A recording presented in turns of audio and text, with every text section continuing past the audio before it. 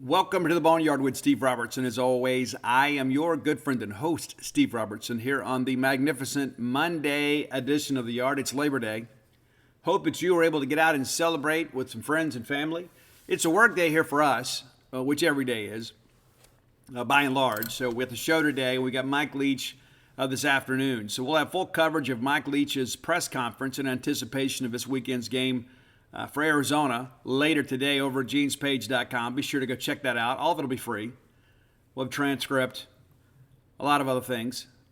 Be sure and check it out. And, of course, recapping the Memphis game. We'll do that here on the show, too. That'll be a big part of our show today. And we'll look around the Southeastern Conference. Pretty crazy finish last night in New Orleans between LSU and Florida State. It's all the talk today in the world of college football. I want to take a few moments, if we can, too, and offer our support, our thoughts and prayers and everything that we can for our folks there in Jackson that are dealing with this water crisis. I'm not going to make a lot of, political comments about all this because this is something that, from what they tell us, has been decades in the making.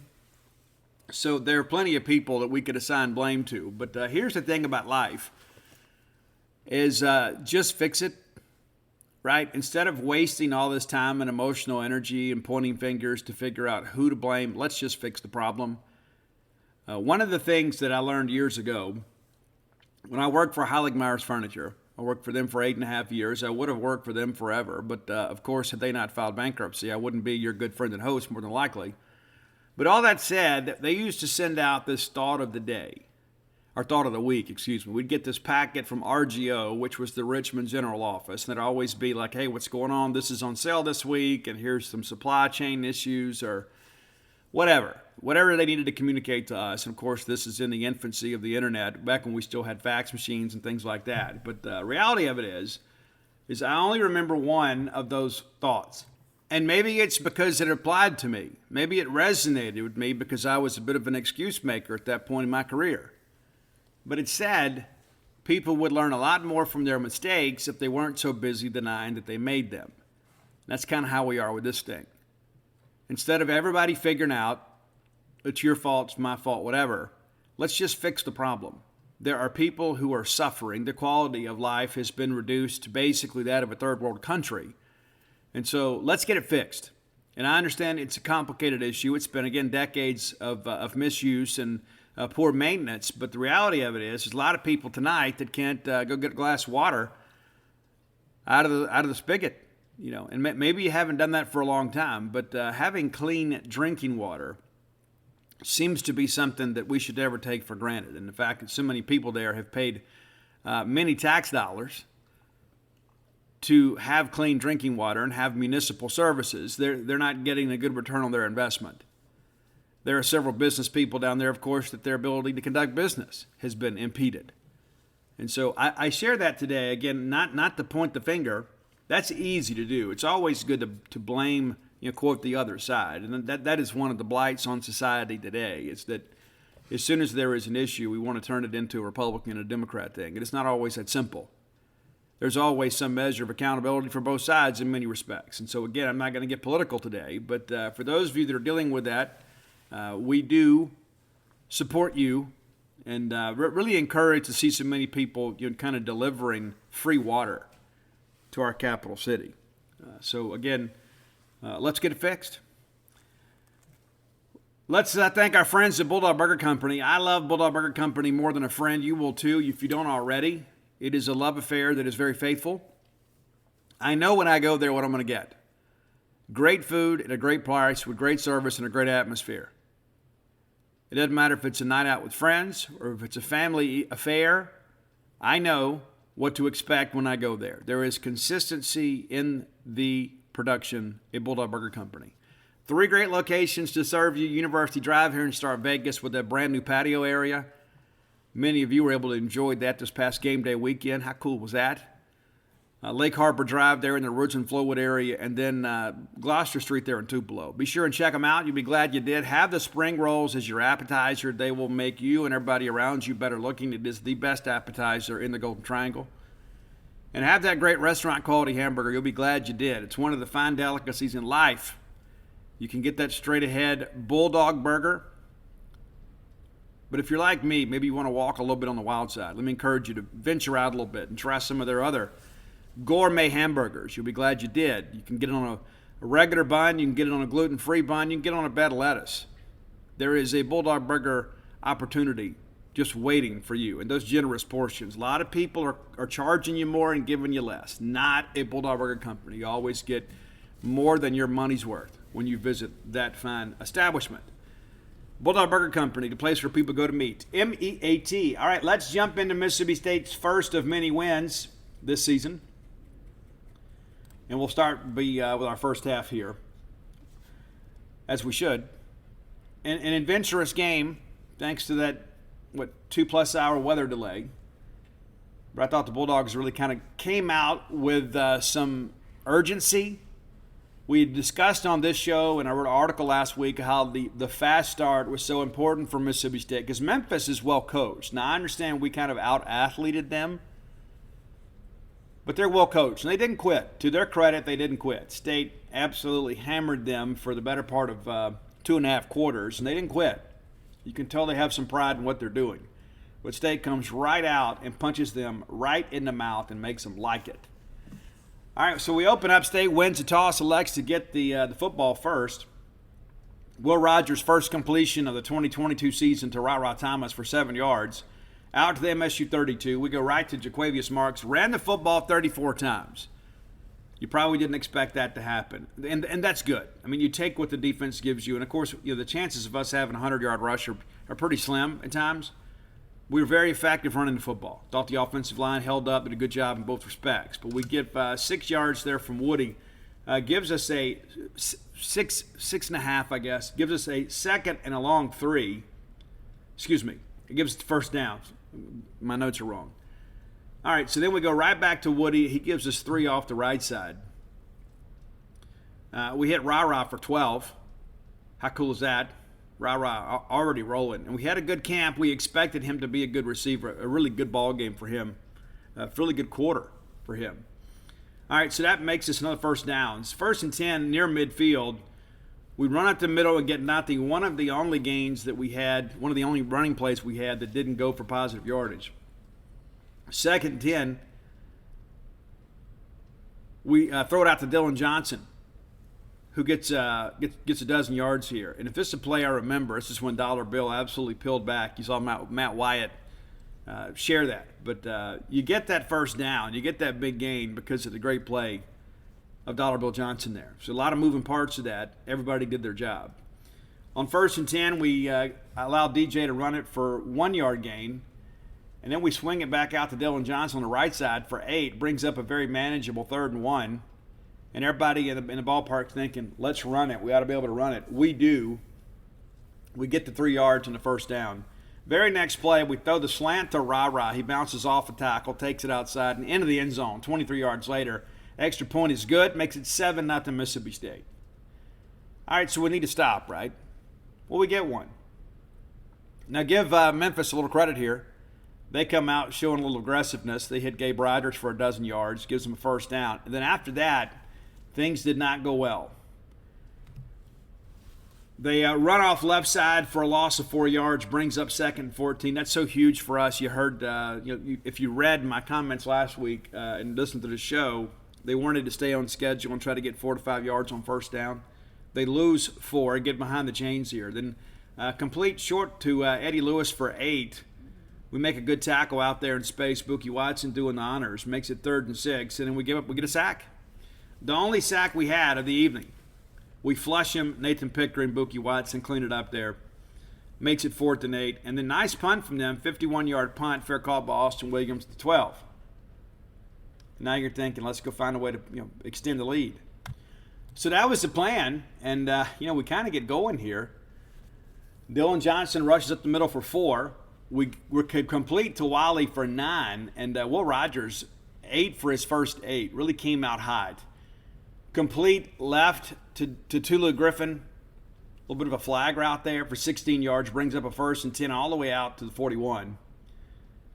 Incomplete to Jameer Calvin, and then incomplete to Jaquavius Marks. Broken up there by Sincere Evans. Makes it 3rd and 10. And rather than fold, we find Tulu Griffin for pretty much a sliding catch there at the Memphis 44 for the first down. And at this point, you feel like, you know what, hey, we're good to go. And then, things changed. Things got a little crazy. And let me say this before we get much further. To all of you that stayed, I'm not sitting in judgment of anybody that left. I get it. I mean, the prospects of sitting out there, in the rain for a few more hours and not knowing when the game would restart. I get it. But for those of you that stayed, man, you guys are the truest of the true maroon. We appreciate your contributions, and especially the students, man. I thought the students were outstanding. The students that stayed really, I thought, really kind of captivated the rest of us, but also too, really did a good job kind of representing Mississippi State. We come back out. Somebody took forever. Dylan Johnson and runs for 5 yards to the Memphis 39. We're complete to DJ for 4, which brings up a 3rd and 1. And then right there in the middle, we're finding some success on the interior. Told you guys all camp, I felt good about the interior of this offensive line. They were getting good push most of the night. Then Dylan Johnson runs off right side for 10 and another first down. At the Memphis 22, we're complete to Jaden Wiley across the middle for a dozen, makes it 1st and goal at the 10. Woody Marks then runs for 1, again up the middle. And then we hit Jaden Wiley for a touchdown. Extra point is good. It's 14-0. And at this point, you kind of began to wonder, is Memphis going to be able to stop us? The answer to that question, yeah, a little bit. But some of that was due to our own inability to execute. All right, Memphis takes over at their 35. And that's, if there is one thing that I can say, if we want to look for teachable moments, our kickoff coverage wasn't great. Our kickoff attempts weren't great, by and large. They were good, not great. But the ball comes down to 2, and it's a 33-yard return. So all of a sudden, even though it's a 14-0 ball game, Memphis is in decent field position to start the drive. Hennigan is in incomplete, broken up by Colin Duncan. Incomplete again. I guess I missed a play here. Brendan Thomas on first down ran for 2 yards. And back-to-back incompletions makes it 4th and 8.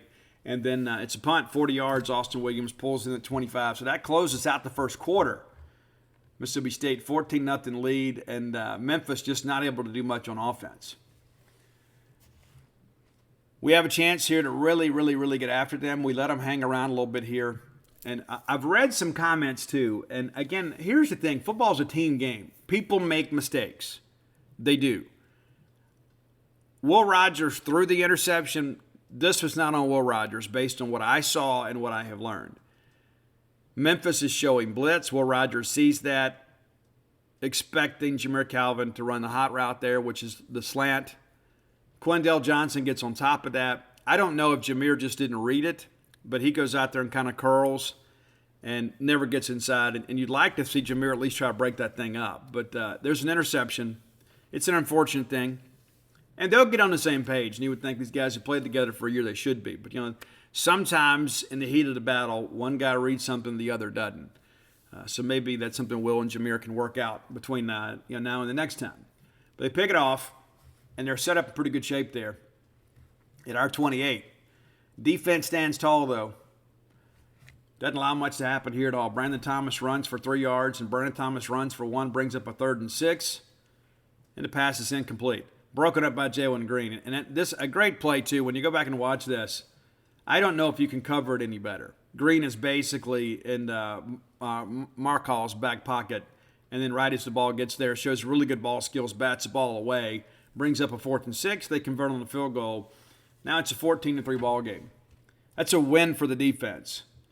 You give up a turnover, inside your own 30, and you only give up 3 points. You got to feel pretty good about life.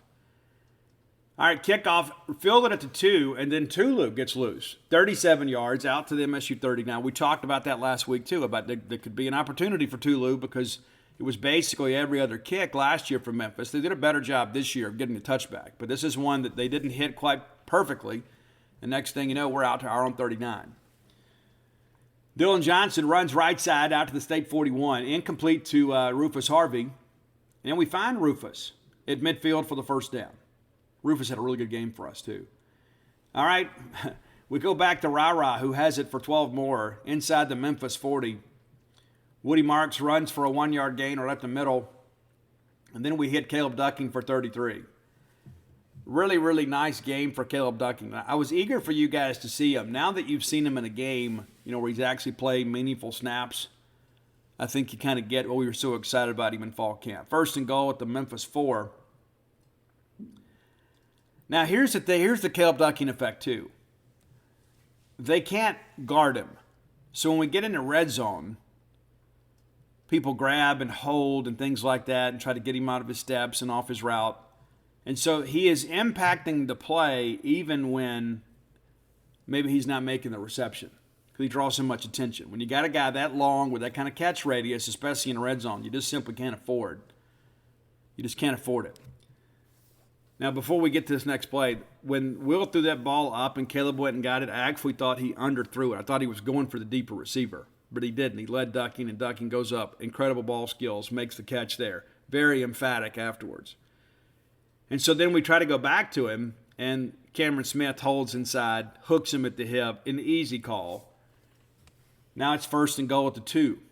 This time we lay it up to Ducking. Ball placement wasn't great here. We left that ball inside. You throw it outside, maybe you got a chance to pull that down. Makes it second and 2. And we come back and we hit it down to Austin Williams. And a great job here by the Memphis defender as Austin steps towards the goal line and begins to stretch it out. A nice tackle there to keep him short of the goal line. And he was short. The only reception that Austin had on the evening. I expect him to be a lot more involved at Arizona. And then we give it to Woody, who gets in on 3rd and 1. And that's the thing, people. Steve, we got to run it at red zone. But we did. All right, so the extra point is good, and now it's a 21-3 game. We do the directional kick here. Ben Rabin kicks it, and Memphis fields it at the 3, and they get it out to the 20. Nick Mitchell on the tackle there. But a little bit better job here. We were able to defend this a little bit better. So we give up 33 yards on the previous return, and then that's basically cut in half this time. And as a result, field position much better. All right, now it's a 21-3 ball game, and Memphis, again, can get nothing going offensively here. Hennigan complete to Jason Ivey for just 2 yards. We did a great job of tackling in space, too. Sometimes we'd go cloud coverage and then just kind of hammer them underneath. Did a really good job with that. Hennigan then rushes for 2, and basically it wasn't a design quarterback run, if I remember correctly. He got flushed here. Jed Johnson, Jordan Davis on the tackle. And then incomplete.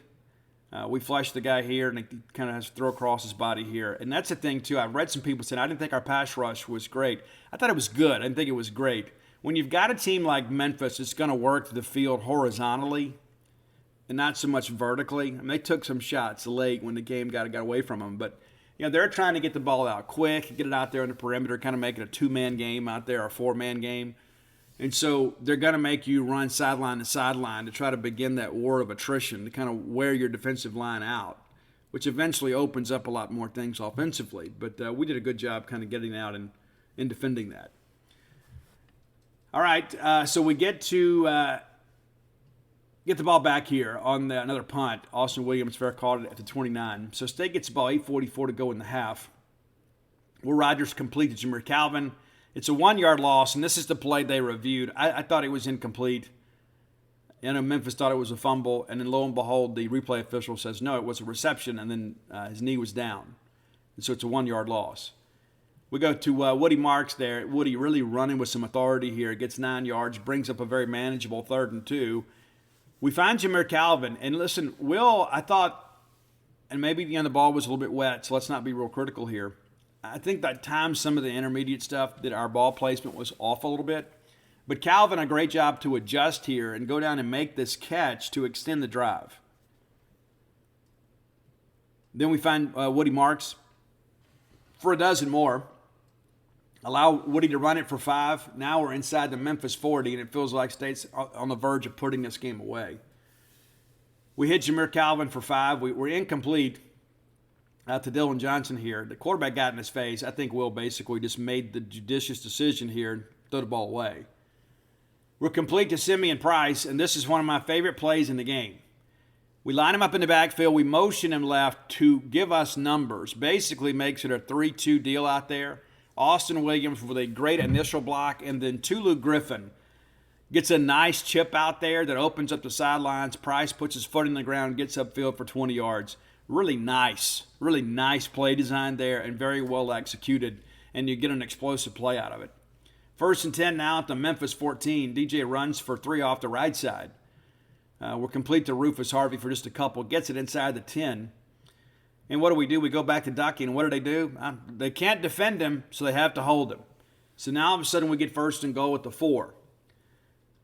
Probably forced this one a little bit, trying to get everybody involved, trying to get Rufus a touchdown. Didn't work out here.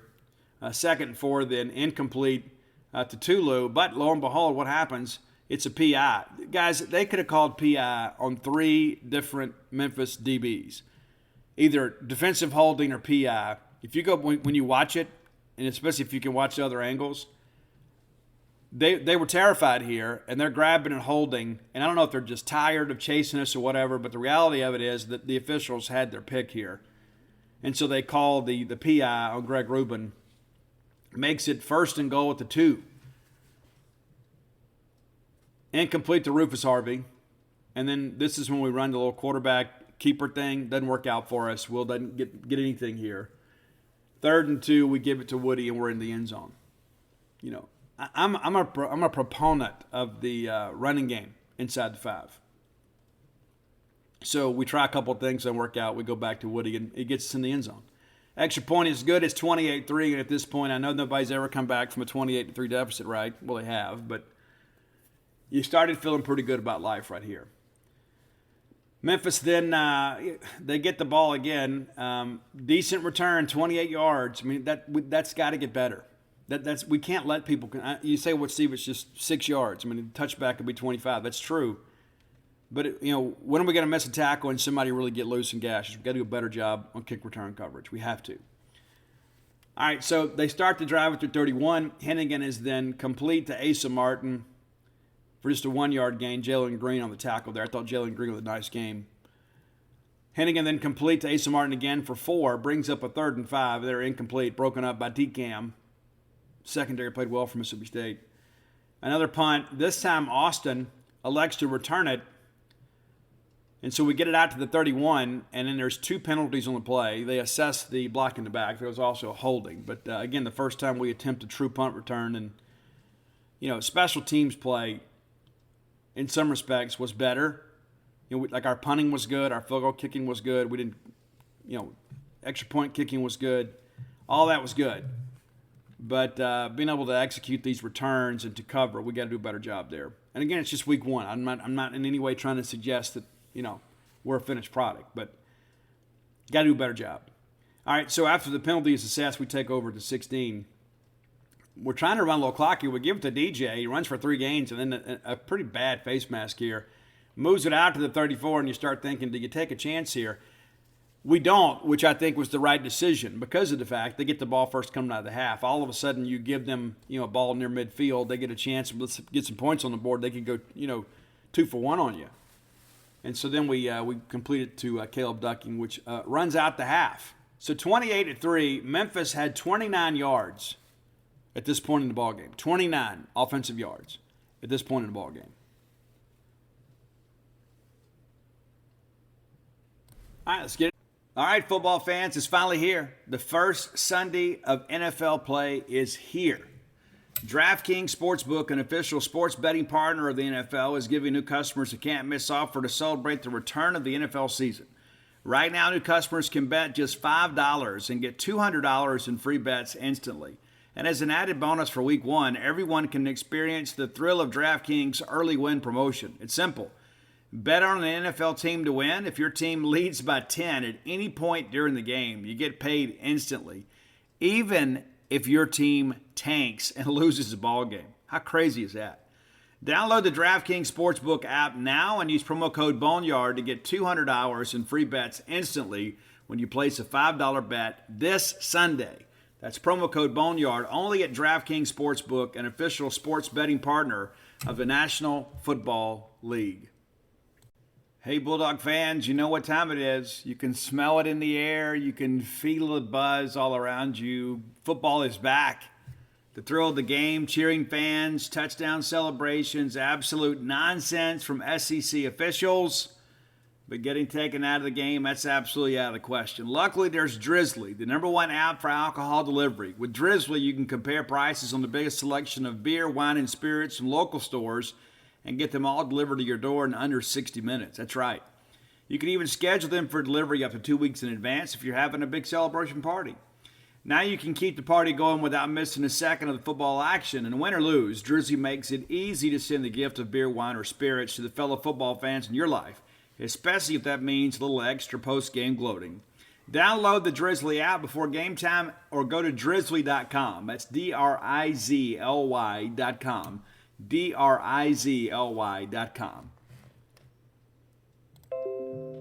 The second half here. Again, Bulldog defense playing well, offense playing well. You think, okay, let's go ahead and let's put the dagger in them. And that was the thing last year. You remember we had a 10-point lead at the break. We force a turnover, and then we get nothing from it, which allows them to kind of stay in the ball game. We ultimately lose. You know, State, again, we get a defensive stop here. We don't get the turnover, but they open up. And again, this was a decent situation here. We kick it short and away from Asa Martin, and he has to basically dive and cover the kick at the Memphis 17. So I don't know if that was a called play or we just didn't execute properly, but this one actually worked out pretty well. Okay, so Memphis takes over at their 17, complete to Markel Jones for 3, incomplete to Asa Martin, Jed Johnson, all in Hennigan's face here. And you notice they did a lot of rollout action too to kind of get away from the pressure. That is a symptom of a couple different things. Number one, we're winning some battles at the line of scrimmage. You rolled him out to give him a little time, simplify the decision-making process. But also, too, I think the fact that we were throwing so much at Hennigan, I think they wanted to kind of simplify his decision-making process. Good quarterback, for sure. Hennigan then is complete to Eddie Lewis on the 3rd and 7. And a great tackle by Jed Johnson to keep him short of the sticks, and it's another punt. Austin returns this one, we get a couple yards, no penalty flags. So now we set up shop at the 40. The first drive of the second half is always one of those things that is important on both sides of football. So we handle the first part of that equation by, we get a 3 and out. Short of a turnover, it's the best case scenario, and then you get decent field position here. It's a good job by the Bulldog defense to give us a running start on offense to open up the half. We come out again, and it's pretty clear at this point, even though the game is somewhat lopsided, that we're going to be able to run the football with some success. That's exactly what we do. We come out and run 4 consecutive. And when's the last time you've seen that happen when Mike Leach has been in Starkville? Kind of soften them up a little bit. Woody Marks, again, running hard, running physical. We get 5 at the middle. We go right back to him to get 4 more. Now it's 3rd and 1, and then Woody gets 7. I mean, if that's going to happen for us, all of a sudden these linebackers – they're going to all of a sudden have to be very, very honest in their assessments. They're just bailing out and trying to cut off those crossing routes. You're going to have to play football. We go right back to the run game here. We go to Dylan Johnson now for 9 yards. Now we're all the way down to the 35. So, again, everybody doing their job here. And we open up with a drive at our 40, and then 4 plays later, 4 ground gains later, we're inside the Memphis 40, set up at their 35. Incomplete to Dylan Johnson, broken up by Carmonte Hamilton, which brings up, that was on 2nd and 1, excuse me, yeah. So 3rd and 1, we make the long pass to Caleb Ducking. I don't know that Will Rogers has thrown a prettier pass in his life than he threw on this fade. They're loading up. They're expecting us to run. We've kind of baited them into that line of thinking. We've run and run and run and run and run on this drive. They understand that this is a very significant drive. They're already down 4 scores, and they're about to go down 32 points. Game is getting away from them. They load up. They run man coverage, and we absolutely torch them with this. And this is what you have to do. This is the beauty of the air raid right here, is when they're thinking run and they have to take a gamble, and we recognize it, and that's what having a mature quarterback like Will Rogers does. Ducking gets a great release off the line, and then it's basically like Will Rogers walked out there and just handed it to him. He could not have done the football better. 35 yards into the end zone. Congratulations to Caleb Ducking.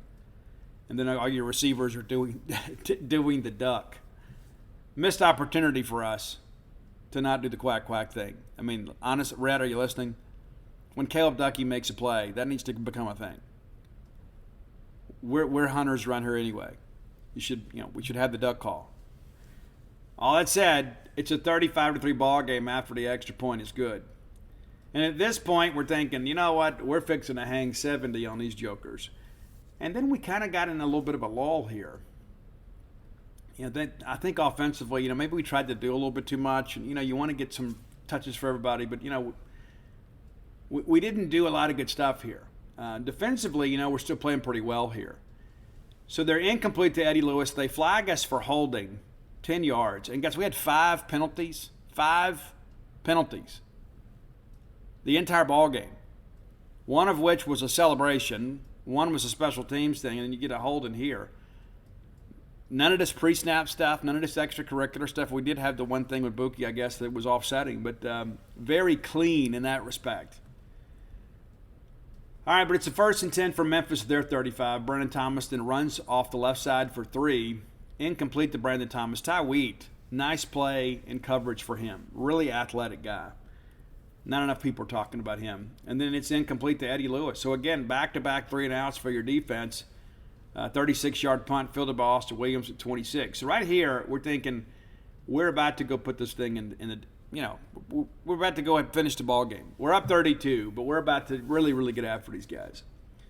We're complete to DJ for 1, and then we hit Antonio Harmon for 6, brings up a manageable 3rd and 3, and we're incomplete to Wiley. We have to punt for the first time. And Arthur Trafford comes out there and hits a cannon, 53 yards. 53 yards to the 19. We don't cover it, and it's a 19-yard return out to the Memphis 33. So, again, good punt. We don't cover it. I know there are some people that say, you know what, we should kind of aim for a 45 to 46-yard punt. Maybe that's correct. But regardless, when you've got a guy that can get you 50-plus and 50 field like that, you need to be able to get it down there and cover the punt. But pretty good first punt for the year, right, after what we saw last year. All right, so Memphis takes over at their 33 with 8:15 to go, and they get on the board here. Seth Hannigan complete across them on the tight end here. I don't know if this is the situation we're just playing a lot of zone and he just kind of settles down, but tight end there, Caden Priestcorn, was absolutely wide open. They get 17 yards on the play, and then they run that little zone read action, and it's a 50-yard touchdown run for Jevin Ducker. And once he broke contain, there was nobody catching him. So that extra point's good, makes it a 35-10 game. Those are the kind of things that, I know it's football, but, you can't give up those big plays like that. It's a misassignment. I'm curious to know, kind of what they see. They'll correct it, but, at least the game was 35-3. But, we can't keep allowing these explosive plays on defense. That was an issue last year. And granted, it doesn't stand up as much here, but to give Joe Moorhead credit, it's one of the things he said, the things you wouldn't accept in defeat, you shouldn't accept in victory. This is one of them. And Zach Arnett, Mike Leach, that's something they'll look to get cleaned up. All right, so 35-10, State needs to answer here. And I know it's still a 4-score game, but, you want to answer. You don't want people to feel like they're gaining ground. All right, so we take over our 25. Dylan Johnson and runs at the middle for 5. We go back to DJ, who gets 10. Using dad strength, as Jet Johnson says. 1st and 10 now at the State 40. We're then complete to Rufus Harvey for 10. Gets us out to midfield and a first down. DJ runs for 6 off the left side, and then we're sacked. The only sack, and they timed it up pretty well. They overloaded to one side. He had a rusher come free, and Will just has to kind of duck and cover here. So all of a sudden we're behind the chains here on 3rd and 12.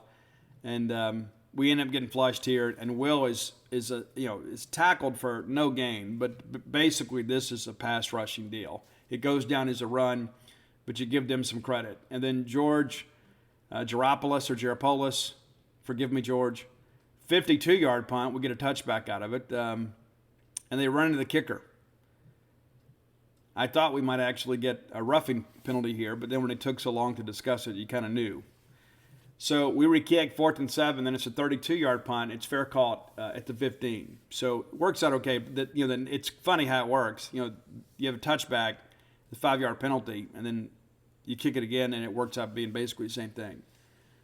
So back-to-back punts for Mississippi State. Memphis then, again, beginning to find a little offensive success, and I think maybe we relax a little bit here. Hennigan complete on the short side to Asa Martin for 4.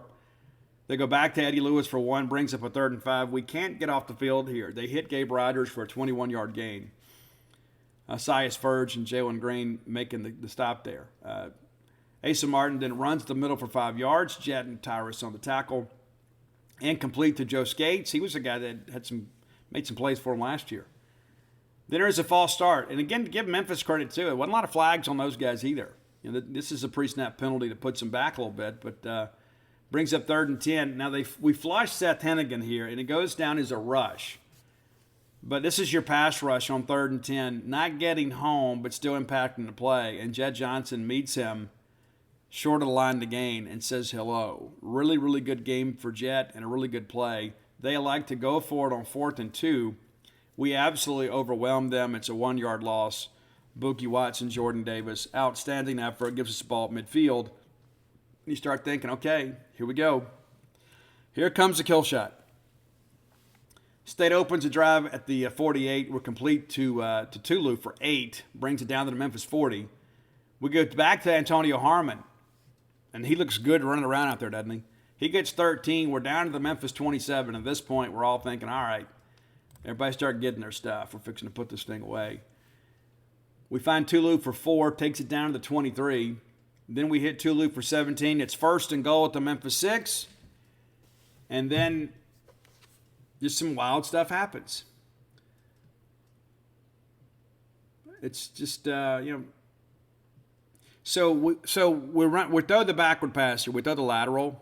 And it's like, I've read some commentary out there, and people are like, oh, we should never do that. Guys, it is a tenet of the offense. We throw the lateral or backwards pass regularly.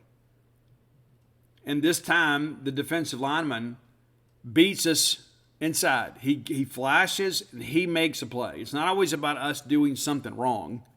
Their guy made a play. So he gets his hands on it, and we don't react. That's probably the most disappointing part of this. So, of course, the end result of us losing the football and not scoring is the bigger issue. But we did not react well. They didn't blow it dead, and we're all just kind of like, oh, we did have 1 or 2 guys react, but collectively as a team, I thought we thought the ball was incomplete. But reality of it is, they get on it. Memphis gets on it, and so we come away empty here after a trip to the red zone, a chance to kind of put it away. So, again, your third quarter drives, even though that one ended in the 4th, we go out and we score, right, to make it a 35-3 ball game, and then it's back-to-back punts and a turnover. All right, those are the things. We can't have 3 consecutive drives like that. We can't. If we're going to be the offense we expect to be, we got to be a little more consistent. So, and again, not going to beat us up for a big, sizable win here. But those are the things, kind of the game inside the game. You can't have those lulls where we can't get things done. And that was an impressive drive. And we say, well, at least we flipped the field. I want the points. All right, so Memphis takes over at their 19 and puts together their best drive of the night. So while we're not scoring, back-to-back drives for them that they are scoring. So Hennigan is incomplete to Eddie Lewis for 9, and then Jevin Ducker gets loose for a couple yards to make it out to the Memphis 30. Back to Ducker on a pass play there, makes it to 37, brings up a 2nd and 3. They're on schedule here, and they swing it out to Eddie Lewis in a great tackle. They tried to run that little bubble action, and we just never really fell for it. So on 3rd and 3, they go to Ducker, who gets 4. And Ducker is probably going to be their primary back. We talked about him as a transfer, and I thought he did some big things against us. Hennigan then incomplete to Jones, and then they hit Asa Martin for 43 yards. Now, this is the play here.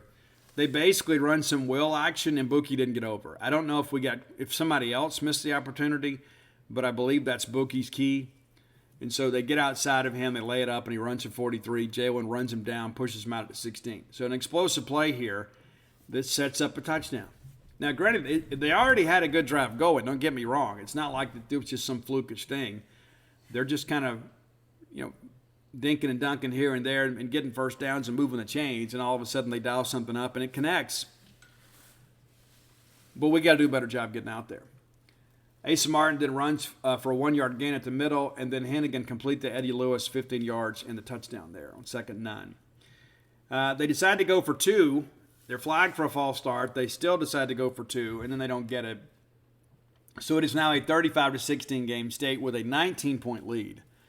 Still expected to cover here. But, here's the thing. I was not the least bit concerned about covering the spread. I just didn't want the offense to continue to kind of slow down and all of a sudden this game become a bit of an issue for us, right? I just wanted to put it away so we could all go home feeling good about the game, right? Didn't want to all of a sudden win this game 35-33 or something.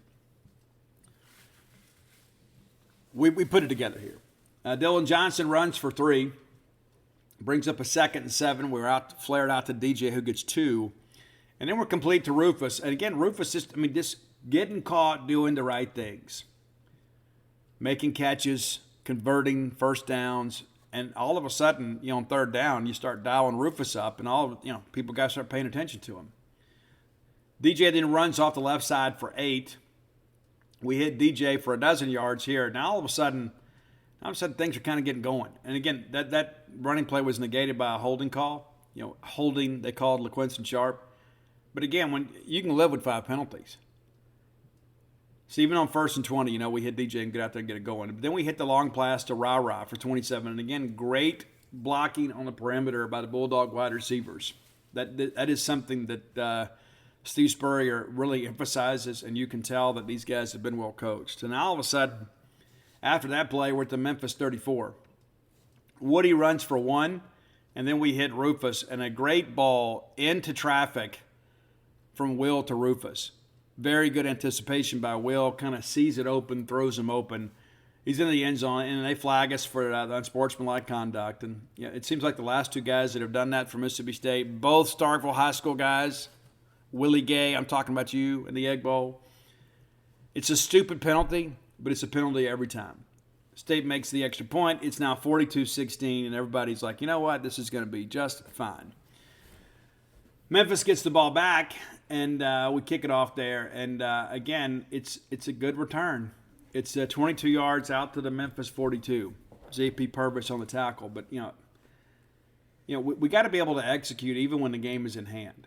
And I understand you're playing some reserves here, but you can't do that. You can't keep setting them up and giving them the ball, out in advance of their own 30-yard line. All right, so they set up at the 42. Brandon Thomas then runs right for 18-yard gain. Nice run for him. We call a timeout to settle some things down. Thomas then runs again off the right side for 7. Ty Cooper, Corey Owington, and again, we're playing a lot of guys here. I get it. The expectation doesn't change. All right, so then they throw incomplete, but they flag Dylan Lawrence for defensive holding here. And, again, we're getting a little bit sloppy, right? And, again, you got second-teamers in. But, again, the standard doesn't change. But now it's 1st and 10 at the State 23. Throw it out to Ivory. It's a 1-yard loss. Marcus Banks, a nice play there. And there was a play earlier. Banks missed a tackle that led to that was on that Brandon Thomas play. Led to a big gain. But here he is redeeming himself. Really nice play here. Hennigan then runs right for an 8-yard gain. And, again, that's us kind of getting in there making some things happen. Ducker then runs for 4, and then they're complete to Price Corn for 8. Brings it down to the 4-yard line. 2nd and 2 from our 4. They run for 3, get the first down, makes it 1st and goal. And Seth Hennigan runs on the quarterback keeper to make it a touchdown. Extra point is good. They do the onside kick. It is not successful. It's now 42-23 with 3 minutes and 13 seconds to go. I would love to have been able to kept them under 20, especially as good as our defense had played. There was a stretch there in the 3rd quarter, and I noted this on Twitter. State had 35 points. Memphis had 37 yards. And from that point forward, Memphis kind of got going. The game was no longer on the line. How many times have we been there? It's like, well, if we can continue that momentum. There is no momentum. When you're getting blown out and you're playing against 2nd and 3rd team guys in the 4th quarter and you go down and score, you haven't accomplished anything. And so it's like when the shoe is on the other foot, we're like, hey, we wish we could have closed it out. That's how I feel. Is I know you want to play some guys. And you don't need to have your first team guys in there shooting for a shutout. You don't. You don't want to run the risk of having, get some injury. That's the question. Well, why was he still in there in a ball game that was already decided? But the reality of it is these garbage time points don't mean a whole lot to me. And it doesn't matter who's scoring them. This game is already over. All right, so we come back out, 3:13 to go. We had the ball at the Memphis 39. Price then runs for 3, and it's good to see him get some touches. Will Rogers then complete to Harmon for 11.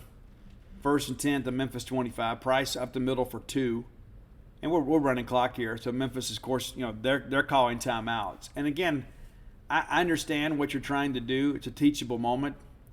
But I thought Mike Leach ended up teaching the lesson here. That they're trying to extend a game that is already decided.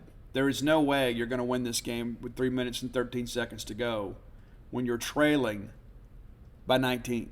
It's not going to happen. It's not going to happen. And he said, but Steve, there was this game. Yeah, out of how many games? 1 or 2 opportunities in thousands of games. And so, again, I understand you're coaching and you're teaching. Nobody will ever say it officially. I think that this little coup de grace here at the end was because of all this. I think if Memphis had just let us run the football here, run the clock out, the score would have been a little bit different. But so they call timeout again, and then Will Rogers is incomplete to Rufus.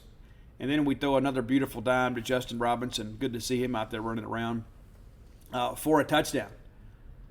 And it kind of, to me, it was kind of like, yeah, okay. When the game is over, you're trying to kind of, elongate this. I understand you're coaching and kind of playing for the future, but this game is over. We've already been here far too long. The game is decided. Our fans had to sit out here for over 2 hours and wait for the game to restart. And we're doing this. So whether Mike Leach intended it to be, I will interpret it as such, that Justin Robinson's touchdown was a way of saying, shut up. The extra point's good, 49-23. So we kick off, and then Memphis gets the ball back with 2:05 to play. Hennigan complete to Asa Martin for 6, and then they're incomplete to Jones, brings up a 3rd and 4. Asa Martin runs and gets a nice gain there, and then a nice little lick here, and we force the fumble. Jordan Davis, great job rallying to the football, recovered by Sean Preston. So we get the ball back now at the Memphis 45 with 1:31 to go. Sawyer Robertson takes over under center. We give it to Price. He runs for 2, and then we run for 3 more. And that's a ball game. That is absolutely the ball game. And, again, defensively, it's crazy how it all works. It's like there's this collective psyche. When we do something silly on offense, we need the defense to kind of bail us out. But I think everybody kind of, faded a little bit because the game had been decided. Let's go over the numbers real quickly here before we get to today's top 10 list. Will Rogers, 38 of 49, 450 yards, 5 touchdowns, 1 interception. I don't think we had a drop in the game. I don't think so. I didn't officially score it. I don't think we did. It allowed us 1 sack. So we dropped back the pass 50 times. I guess 51 technically because Will got flushed on the 1. But with just 1 sack. So really good job by the new-look Bulldog offensive line. Seth Hennigan, 19 of 30 for 165 and a touchdown, and had the 1 long Will route play for 43. So you start taking that out of it. I know they all count, but you begin to realize this. 18 other completions for, 118 yards? Woof. Dylan Johnson, 14 carries for 67 yards. Woody Marks, 12 for 36. Simeon Price, 4 for 10. And Will Rogers, negative 16 because he's charged with the lateral, right? Will's charged with that. And, of course, you have the sack there. But I don't know if it's fair, but the reality, it is what it is. Receiving, Rara, 5 for 81 and a touchdown. Caleb Ducking, 3 for 73 and a touchdown. Rufus, 5 for 61 and a touchdown. Jaden Wally, 3 for 30 and a touchdown. Justin Robinson, 1 for 23 and a touchdown. Tulu, 5 for 60. Dylan Johnson, 6 for 39. Antonio Harmon, 3 for 30. Woody Marks, 2 for 21. And Simeon Price, 1 for 20. Jermel Calvin, 3 for 11. None bigger, though, than I think that third down. The game was still somewhat in doubt. Really way to go down and get it. And Austin Williams, steady Eddie, just the 1 catch, 1 reception, 1 yard. Defensively, Mississippi State Jets Johnson, 13 tackles. Jalen Green with 5. I thought he was everywhere. Corey Ellington, 5 tackles. Nathaniel Watson with 4. Marcus Banks with 3. DeCamerion with 3. Jordan Davis, 3. Deshaun Page, 3. Tyrus Wheat, 2. Randy Charlton, a pair. Woody Marks had a couple. Of course, one of them was on the lateral, and then the other one's special teams. Emmanuel Forbes, 2 tackles. Pickering, 2. Also had the 1 sack. Ty Cooper with 2. Jevin Banks with 2. Cameron Young with 2. And Cam still impacted the game, even though he didn't fill out the box score. Jackie Matthews was 1. He did miss some time. We don't expect that to be serious. DeMonte Russell with 1. Sean Preston with 1. And, of course, the big fumble recovery. J.P. Purvis with 1. Asias Ferge. And Nick Mitchell. Big player on special teams. Mississippi State, just the 2 punts here. Archer Trafford, the 1 for 53. And George for 32. That one, it lands inside the 20. So, again, you're pretty complete ball game here. But, again, not everything went right. So there are some things that we can kind of discuss. And there are some things that we can improve upon. And with Arizona winning their ball game against San Diego State. And San Diego State had a good year last year. He lost a lot. But I'm glad they won because they're going to get our full attention. All right, time for today's Top 10 list, brought to you as always by closewithblair.com. That's C-L-O-S-E with Blair, B-L-A-I-R. And he tells me he's got some Boneyard lawns in the pipeline. So thank you guys for supporting Blair. I'm telling you, you're doing yourself a favor because you're dealing with a mortgage professional. A lot of people out there want your business. Blair has earned it. 21 years in the industry, top 1% close ratio in the country. Works for Fairway Mortgage, a name you know, recently voted number 1 in customer satisfaction when it comes to mortgage loan origination. And here's the deal, too. You reach out to Blair, you say, hey, I heard about you on the Boneyard. He's going to pay for your appraisal. So whether you're looking to refinance, whether you're looking to get some cash out, whether you're looking to buy a home for the first time, maybe you need to get a second home, Blair can assist you in all that. He is a jack of all trades, for sure. Blair's personal cell number, 601-500-2344. Again, 601-500-2344. And again, mention to him, you heard about him on the show, that appraisal is about $500. He's going to pay for that for you. How cool is that? Reach out, let him know. And again, we thank Blair, as always, for his support of the Boneyard. Okay, Top 10, it's Labor Day, so we're going to do the Labor Day edition. Could have gone a lot of different directions here. A couple songs that didn't make the list is Work from Pop Evil. That didn't make the list. There was the Rihanna song, Work, didn't make the list. These are a little more classic, I guess you would say. These are a little bit older. I'm from the 1900s, and so there's one exception here, but most of these are from the 1900s, like me. All right, number 10, him, I guess, probably best for the song Pick Up the Pieces that was on the Bee Gees Saturday Night Fever soundtrack, but it's the Average White Band. We're going with Work to Do. Work to Do by the Average White Band. Great, great song. Number 9, a song I'm sure you've heard a million times, and maybe you didn't know who sang it. They're making their second appearance on the Boneyard Top 10. It's Canned Heat. It's Let's Work Together. Number 8, a song. I don't understand these. I don't care about your memes. My goodness. So back on track here. Number 8, a legendary song from a legendary songwriter. I don't know that it gets enough attention. It's Working Class Hero from John Lennon. Working Class Hero from John Lennon.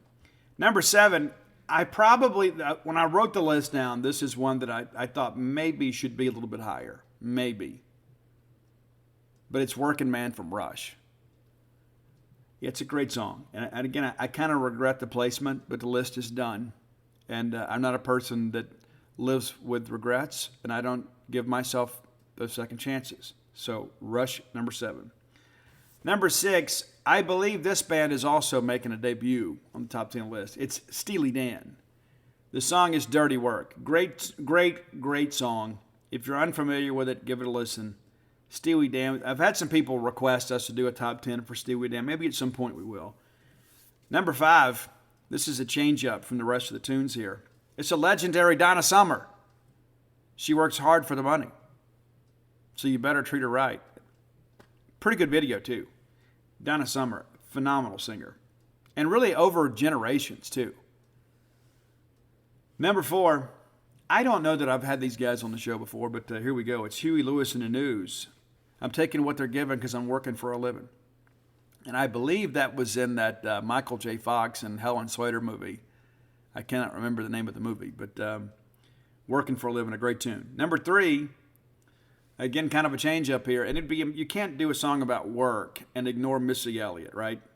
Misdemeanor. You can't. So we're going with Work It. And we'll give Timbaland a shout out too. Timbaland on the track. Number 2, legendary song. Doesn't match Missy Elliott at all. But I don't know that most of us in music would be here if it wasn't for these guys. The Beatles.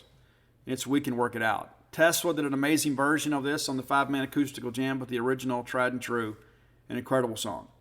But number 1, if we're gonna be working, we're working for the weekend. It's Loverboy, number 1. Loverboy. I bet you didn't. When you got up today, you'd think, you know what? Steve's probably going to talk about some obscure metal band. You had no clue that I had Loverboy up my sleeve today. Loverboy was a very solid band too. They were radio rock friendly. Those guys were good. They weren't hard. They were good. And there was all this kind of bias that went on in rock back then too. It's like bands like Loverboy, you kind of looked at and said, they got the singer, Mike Reno, is really talented, but he's got short hair. So I don't know that I believe in him, but Steve Perry from Journey does. Right? Steve Perry does have long hair. And so Steve Perry was a better singer too than Mike Reno. But you understand my point. So I just shared that with you today. We're working. You guys are enjoying your day, so I encourage you to get out and do that. But that's our Labor Day edition of the Top 10. Working in some work today because I don't get the day off. I rarely ever get the day off. I'll take some days off next week. Reminder, too, I'll be leaving Wednesday to head out west. Going to go out and see some of the old West and just see some things I've never seen before. I mean, I'm going to have a chance to get out there and have some time to spend a couple days. And so we'll get out and go see some cool things. So the Friday show will be recorded probably in New Mexico. Probably. That's the plan anyway. I'll probably be in New Mexico. Probably the only time in my life that I'll be recording a show for you guys in New Mexico. So we'll check it out. And again, thanks as always to Blair Chandler at closeatblair.com for sponsoring our top 10 list. All right, next segment of the show brought to you by Campus Book Mart. I was there on Saturday signing books, got a chance to take a lot of pictures, shake a lot of hands. Good to see everybody out. The Bully shop was packed. Since they've moved it upstairs and have expanded the selection, I've never seen Campus Book Mart as busy as I did this weekend. Exceptionally busy. Of course, they had the grand reopening on Friday and, of course, game day on Saturday. So make it your destination for Mississippi State merchandise next time you're in town. If you can't make it to town, visit them on the World Wide Web at campusbookmart.net, courtesy of Al Gore's Internet. And use promo code BSR when you do it. Go to campusbookmart.net. Use promo code BSR to save shipping on all orders over $50. BSR, of course, stands for Beautiful Steve Robertson. Just by listening to the show, you're saving money, right? It's a great opportunity for you to support a Starkville business that does a great job for a great fan base, delivering great merchandise, for sure, about a great athletic program. Campusbookmart.net, promo code BSR. Be sure and check it out today. Let's take a look around the Southeastern Conference. Maybe you have already checked these games out. I haven't had a chance to watch them all. I flipped back and forth between the Tennessee and Missouri games over the weekend, on Thursday night, Of course, Tennessee wins 59-10. Missouri 52-24 winners over Louisiana Tech. It's a good win for the Tigers. A&M really, really sloppy in that ball game against Sam Houston State. Now, defensively, obviously did well, didn't allow any points. But, the Haynes King era has resumed up there. It did not appear that things went exceptionally well. We'll kind of see how things progress there. But, not huge numbers, to say the least, for the Aggies offensively. It's a 10-0 ball game before they score right before the half. So they take care of business, but, not especially dominant by any stretch. Of course, at 17-0, they score a touchdown in both of the final quarters. But, Haynes King, 20 of 31 for 364 yards. Those numbers seem kind of loud, but he had a couple of very untimely picks that allowed the Bearcats to kind of hang around for a while. Leading rusher, just 42 yards. That's Achane, 18 carries for 42. He averaged 2.3 yards per carry. 12 of those yards on one run. So you got 17 more for 30. So it was not a very efficient game. And you would think you'd be able to win in the trenches against an FCS opponent. So, again, we don't need to make too many snap judgments about anybody week one. But not a great game for the Aggies. Now, you want to know somebody that looked really good in week one?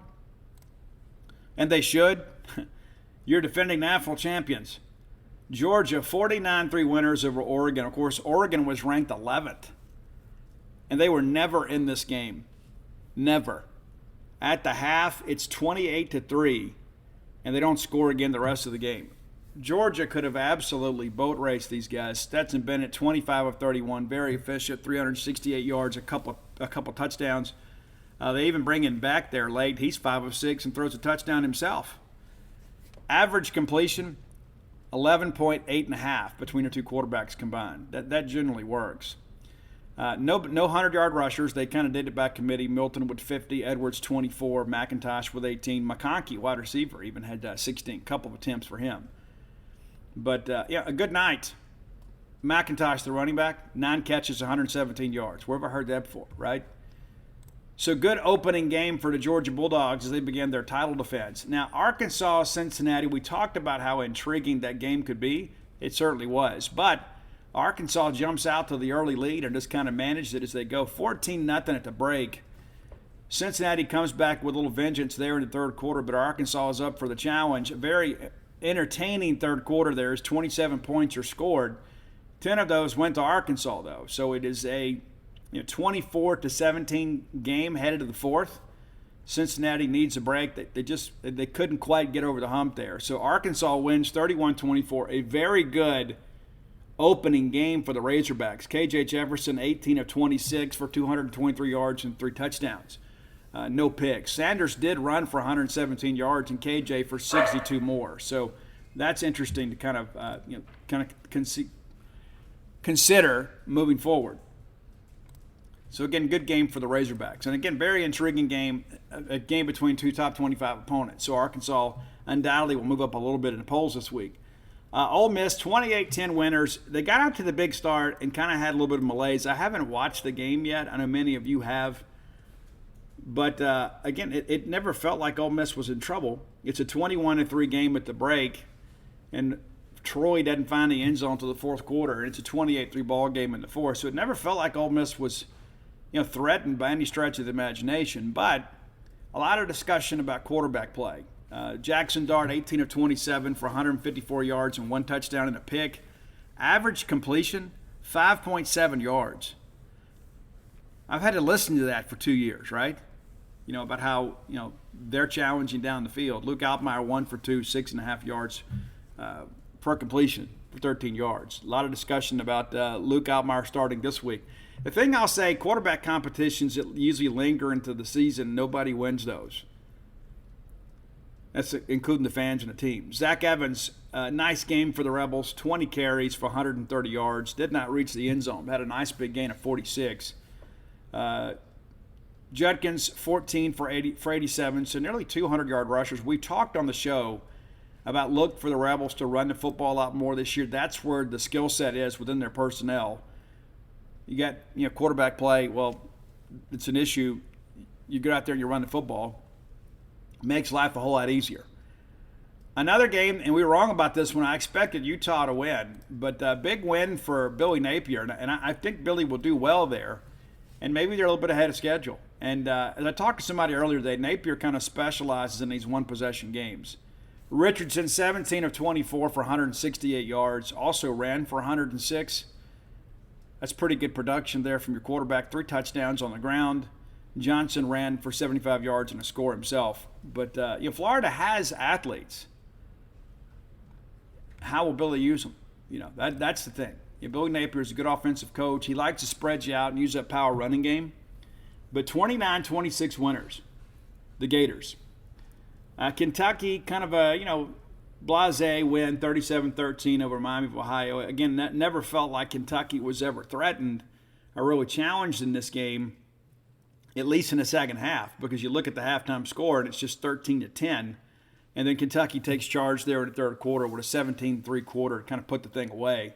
But, there's been a lot of hype around Will Levis, and he had a productive day. We're not going to sit here and hate on the day. 21 of 32, 9.5 yards of completion, 303 yards, 3 touchdowns, and an interception. And when you consider what their ground game is supposed to be, if you're getting 300 yards from him, while I don't think that wins him any awards, you're going to win some football games. Kavasier Smoke, leading rusher with just 32 yards. And I think if you're Kentucky, that's the concern you have, is that you couldn't run the football against Miami of Ohio. And again, I'm sure they were pretty vanilla in their play calling, but the reality of it is not time to panic, but there's probably something to note. Auburn and Mercer, again, the quality of competition here not good. 28-7 at the break, and then Auburn comes out in third quarter, really puts the game away, makes it a 42-7 game, and then Mercer picks up 9 points there in the end. T.J. Finley, 9 of 14, 8 yards of completion, 112 yards, 1 touchdown, 2 picks. That is not encouraging, and I think that's what you can expect for him. I think he is a guy that's going to hover less than 60% most games. I know they'll try to simplify things, but he is a guy that has historically tried to do too much. Robbie Ashford comes in relief, goes 4 of 7 for 100 yards. So no Zach Calzada signing. There is some discussion that he's not 100% healthy. But Tank Bigsby, one of my favorite players in the country, 16 carries, 147 yards. That works out to just over 9 yards a carry, a pair of scores. And then Ashford gets in there again, 6 carries for him, 68 yards. That dog will hunt, right?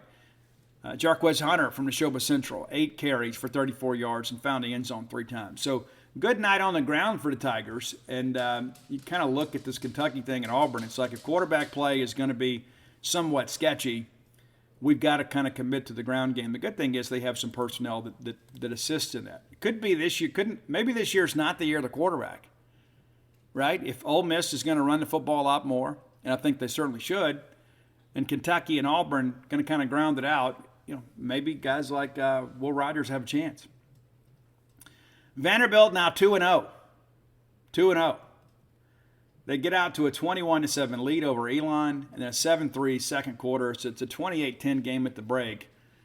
Probably the thing you look at here is they lose the third quarter, 14-7. So all of a sudden it's a little bit of a game, right? Now all of a sudden you think, is Vanderbilt going to find a way to lose to Elon? No, they didn't. They won 42-31. Mike Wright, of course, another nice game, 18 of 29, 245 yards, 4 touchdowns for him. Davis then runs 24-95, and Wright throws in 84. If they can keep Wright healthy, they're going to beat somebody. They're going to beat somebody they're not expected to. Are they a bowl team? No, they're not.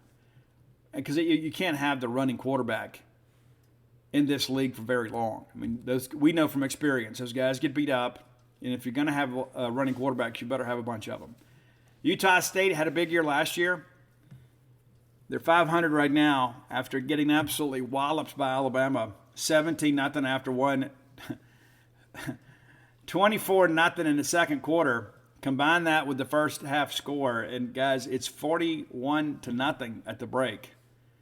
And then Alabama kind of calls the dogs off. Just 14 points there in the second half. They win 55-0. It's crazy to think about that in hindsight. Young, 18-28 for 195 yards, 5 touchdowns. I mean, you got to be able to out-athlete these games. They actually played 3 quarterbacks. Milroe, 8 of 10 for 76, a touchdown and a pick. And then Ty Simpson gets in the game, 1 for 2 for him. Bryce Young led the Crimson Tide with 100 yards rushing. Gibbs pitches in 93. So, Bama's going to be Bama. And I didn't think Utah State would be able to keep it competitive, but I at least thought they would score. They did not. We talked about the Mississippi State-Memphis numbers. No new information to add there. Again, I just think State took care of business. And if we told you beginning of the year you're going to get 50 points in this game, you'd be thrilled. South Carolina and Georgia State, 35-14. And I haven't watched this game yet, but I've had some people tell me that it really wasn't a clean game. It's 12-7 South Carolina at the break. 12-7.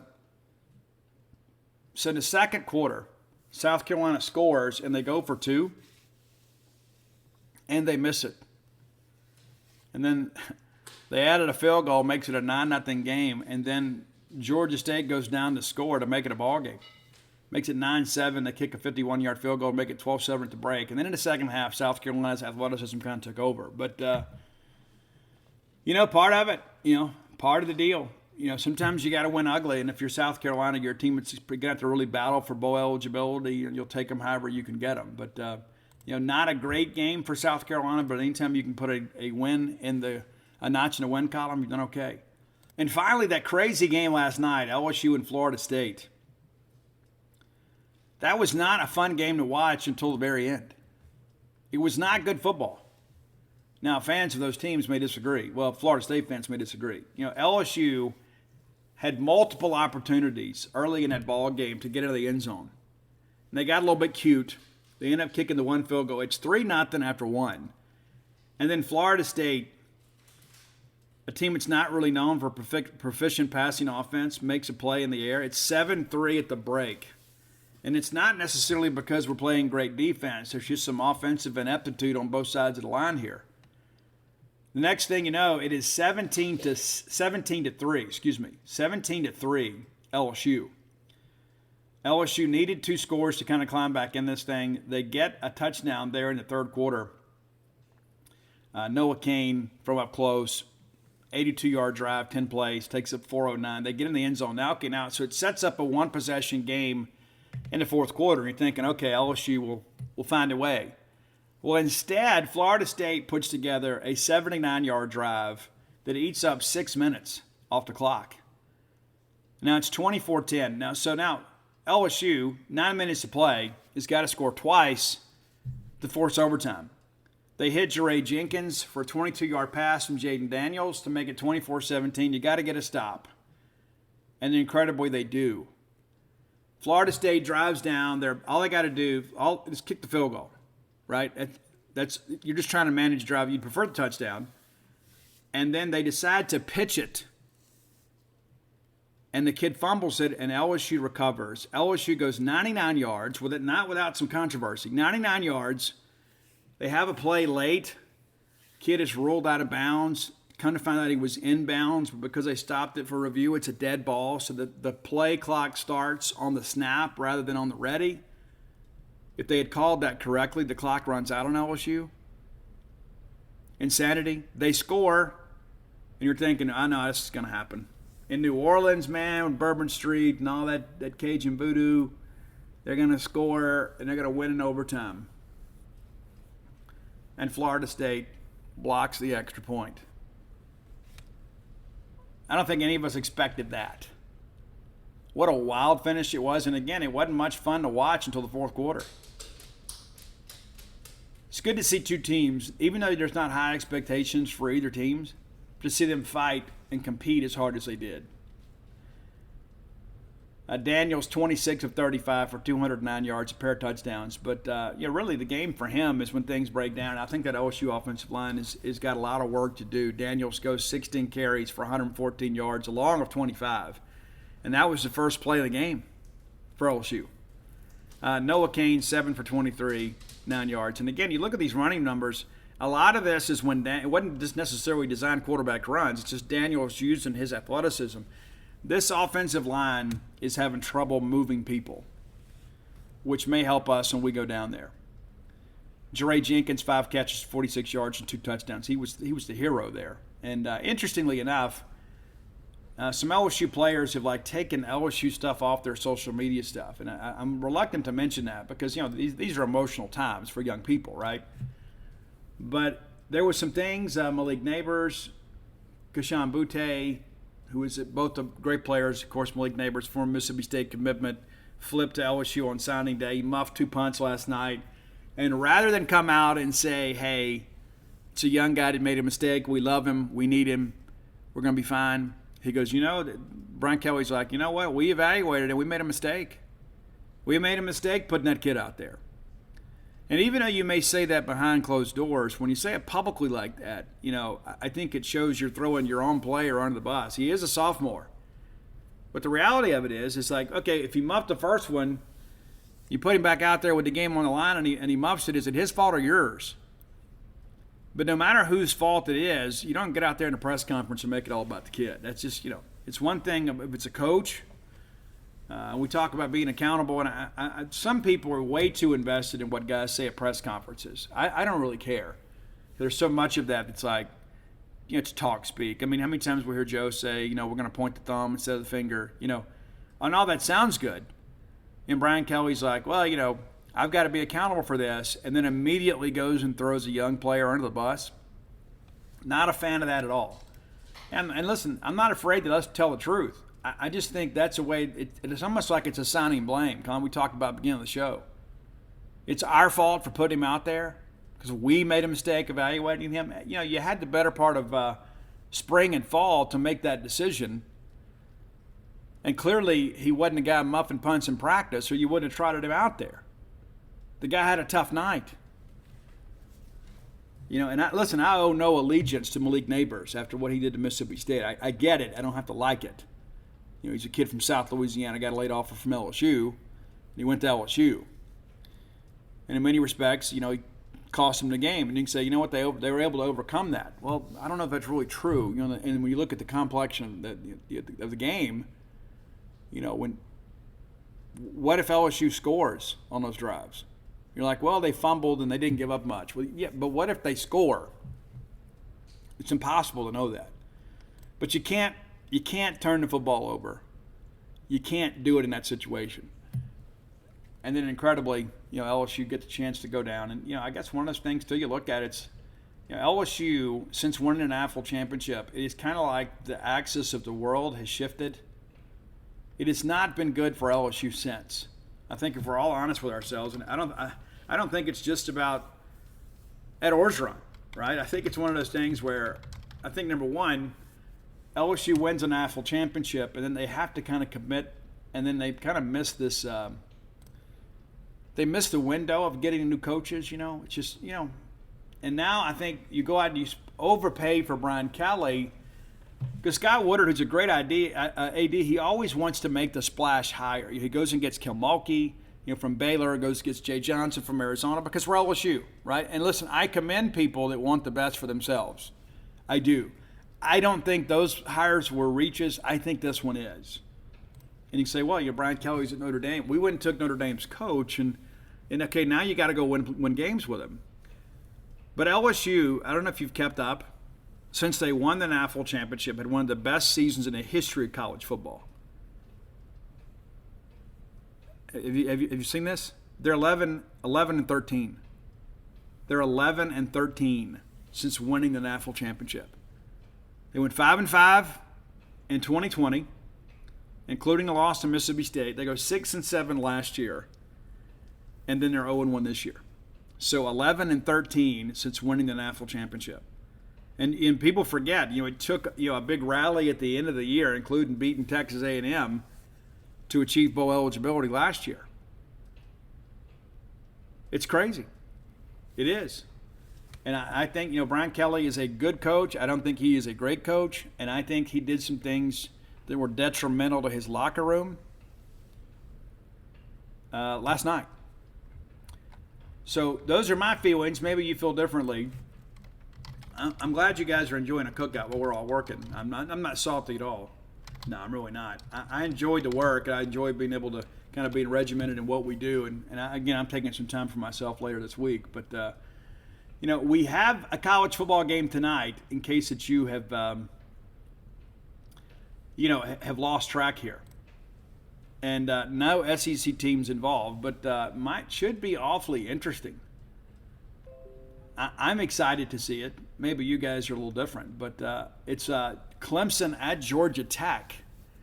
That'll be a 6 p.m. kick on ESPN. So tonight in Atlanta, Georgia, you'll be able to watch this game. So just when you thought, hey, there's no good football, we've got two Power 5 ACC teams going at it. Clemson, of course, ranked number 4 at Georgia Tech. So it'll be awfully interesting to see how it goes. Jeff Collins, I think we all know, is coaching for his job. So be sure and tune in tonight. Check that out, and we'll preview the rest of the week, later this week. But again, Wednesday I'll record the show, and then we're going to hit the road to Arizona. So we'll have Mike Leach today. We'll get players tomorrow, and there'll be coaches on Wednesday. So my teammates over at genespage.com will cover that. We'll have full coverage throughout the week. And so even though I'm on the road, the show never stops. And I believe I'm the only one from our team going out there. I believe Steph and Theo are going to Tucson So, there have been some games in the past.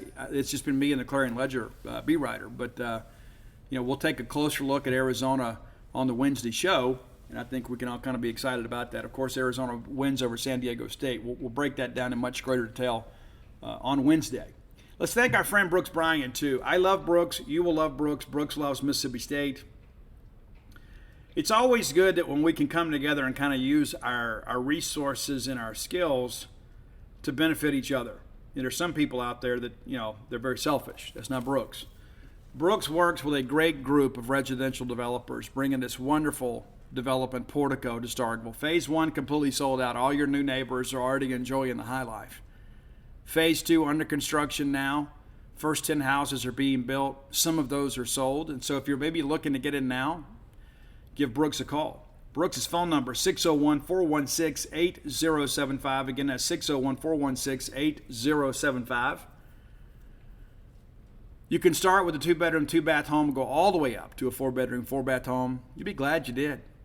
And because of the fact that there are still some lots available, you can pick your lot and then have a say in your house plans. Have a custom build. Maybe you need something a little special. Maybe you need a home studio or a home office, or maybe you've got a dojo in your house. I don't know what you want to do, but they can accommodate you. Very easy to find. Turn off 82 on the 12. Take the very first right on Pat Station Road. You go through that 4-way stop. Boom, there's Portico right there on your right. Go by and check them out today. Next time you're in town, go by and take maybe a self-guided tour and think, you know what? I could live here. Make Portico your next move. All right, let's give you guys a bit of a Rock Vegas update. It's dominated my time for the most part here the last couple of weeks, but we're kind of now just waiting for things to come in, kind of waiting for things to happen. We're 25 days from showtime. It's exciting, to say the least. If you are in the Minnesota area or you're planning to go to that festival up there, Lily Nax, we play in this weekend up there. And our friends from Twist played at Two Brothers this past weekend. Maybe some of you young folks had a chance to take in the show. And we'll have them, of course, on the big stage down at the State Palace Theater, formerly known as State Palace Theater. Hobie's on Main now, downstairs. I hope you guys enjoyed Twist, and I hope you're excited to see them again. They'll actually be back at Hobie's here in a couple weeks, and then back for our show. So you start with folks are going to get a lot of chances to see Twist. And our friends in 4-Way Stop playing down in Brookhaven this weekend. They were in Vicksburg last weekend. So these are bands that are playing regularly. We're excited about the show. Ticket sales going well. We do anticipate a sellout. And, of course, we had the big first day. It's kind of been a slow burn since then. But, one day we'll look up and we've sold like 50 tickets for the day. And so I share that with you because so many people have said, hey, Steve, I'm going to get tickets. Let me tell you, you don't need to wait. There were a lot of people in town for the first time and that maybe don't follow me on social media that heard about the show. So we expect to have a good week in season ticket or show ticket sales this week. Also, digital billboards are set to begin today. And then ads on 99 to Fox will start tomorrow. So we're going to be promoting the show. So if you haven't bought tickets, you need to understand there's going to be a lot more competition for them here in the days ahead. So let me encourage you to do that. And it's not so much about you coming to the show. I want you to come to the show to see this great show and to support Hobie. Go by, have a cold beer, an adult beverage, whatever. But all money raised through ticket sales and through official merchandising sales of the event go directly to the Bulldog Initiative. And, of course, they're raising money for NIL opportunities for your student athletes. And so even if you're not a rock person or even if you can't make it to town and you want to be involved, you want to support the show, you buy the tickets, you email them to me, and then I will ensure that they get in the hands of a Mississippi State student. There may be some students who want to come to the show, maybe can't afford a ticket, and so we will do that. Now, we're also already talking about next year, which sounds crazy. But sometimes when you deal with national recording acts, you have to kind of plan well in advance because of the fact that they book dates so far in advance. And I won't tell you who, but we're actually talking to a couple people. But there's one band in particular I've kind of got my eye on that is interested in doing our show. And they're also kind of fans of Lily Nax too. And so that would be awfully cool. And so a lot of people have come to me wanting to guess. I'm not going to tell you even if you guess it. But we're actually talking to a few reps to kind of get some things hammered down. And I don't know when we announce the show. We got a lot to do between now and then. We got to get this show done first of all. But then we'll announce a show for next year, and it'll be a name you know for sure. Bandit's had some hits. You won't have to go Google them. I can promise you. But I'm excited about the show. And again, you can find tickets at eventbrite.com. That's eventbrite.com. Or on all my social media. I've got links everywhere. And again, tickets are going good. And we do expect to sell out maybe a little bit later in the month, obviously, before we get closer to the show. But people, every time I go somewhere, Steve, we're getting tickets. All right, that's great. You need to go ahead and take care of that.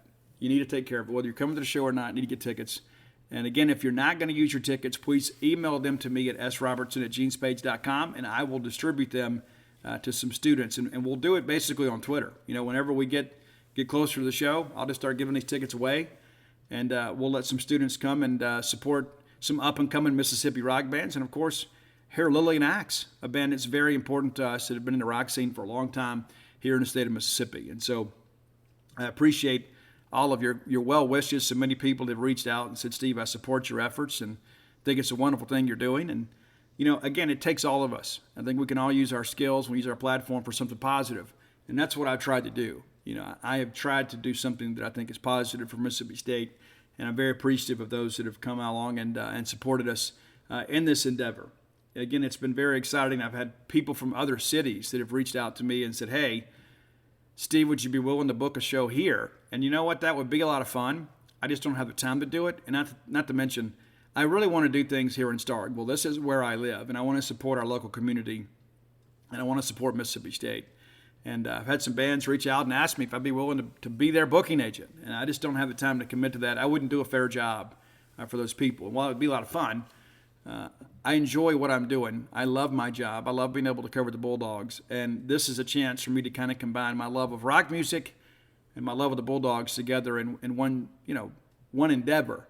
And so, again, I ask you to support that. And we'll have some merchandise available only at the venue. We're not going to sell it online.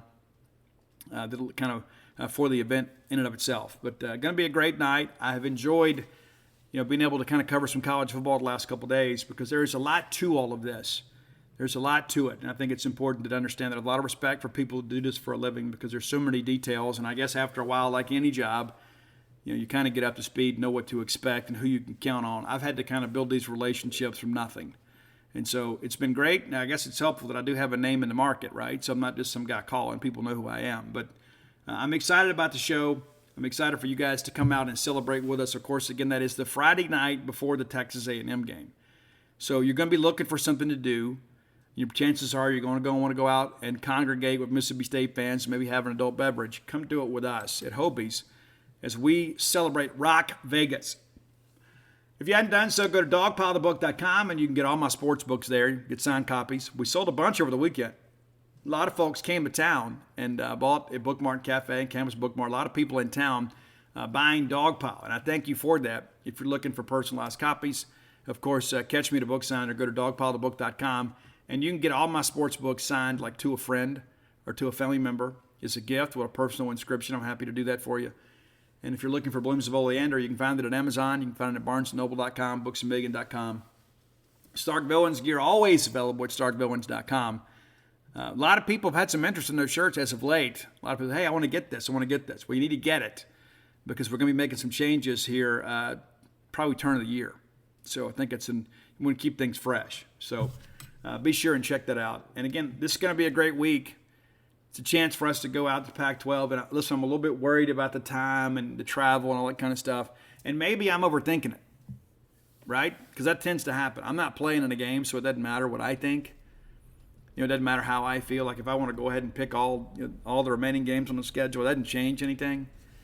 Like I read people that say, hey, we just need to be focused on this. We're not playing in a game, guys. We're not coaching in a game. We're just here to talk about it and cheer for the team. So slow your roll. So, again, we'll preview Arizona extensively on Wednesday. And I'm eager to kind of break them down. They have added a bunch of new players.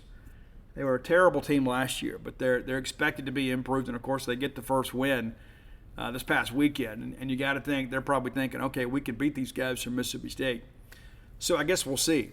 I'm eager to get out there and go and see how Will Rogers and those guys can throw it out there in the desert air.